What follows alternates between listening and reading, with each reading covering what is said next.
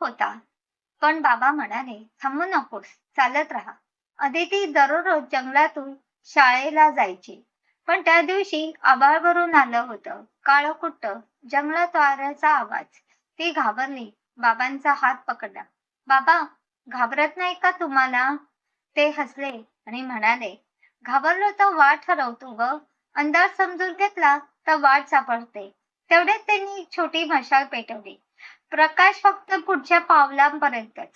अदिती म्हणाली, इतक्या कमी उजेडात आपण रस्ता कसा पाहणार? बाबा म्हणाले, आपल्याला फक्त पुढचं पाऊल दिसलं तरी पुरेसं असतं. एक एक पाऊल टाकत आपण पूर्ण जंगल पार करू शकतो. आणि खरंच काही वेळात त्यांनी जंगल पार केलं. अदिती हसली आणि म्हणाली, जेव्हा चालत राहतो तेव्हा समजतं की आपल्याला किती शक्ती आहे. मित्रांनो, अंधार कितीही असो, जर तुमच्याकडे थोडीशी उजळण असेल तर तुम्ही वाट नक्की सापडाल. तर खूप होता, पण बाबा म्हणाले, थांबू नकोस, चालत राहा. अदिती दररोज जंगलातून शाळेला जायची. पण त्या दिवशी आभाळ भरून आलं होतं. काळकुट्ट, जंगलात वाऱ्याचा आवाज. ती घाबरली. बाबांचा हात पकडला. बाबा, घाबरत नाही का तुम्हाला? ते हसले आणि म्हणाले, घाबरलो तर वाट ठरवतो ग. अंधार समजून घेतला तर वाट सापडते.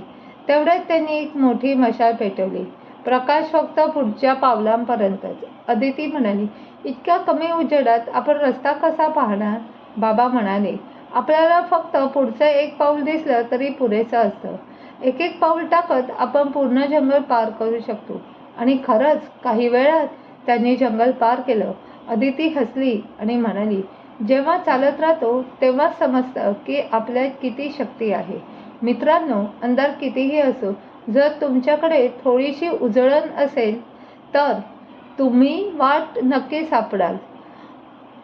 थोडीशी उजळण फॉलो करा अशाच आणखी प्रेरणादायी गोष्टीला आणि सबस्क्राईब करा लिटिल एकोजला. धन्यवाद.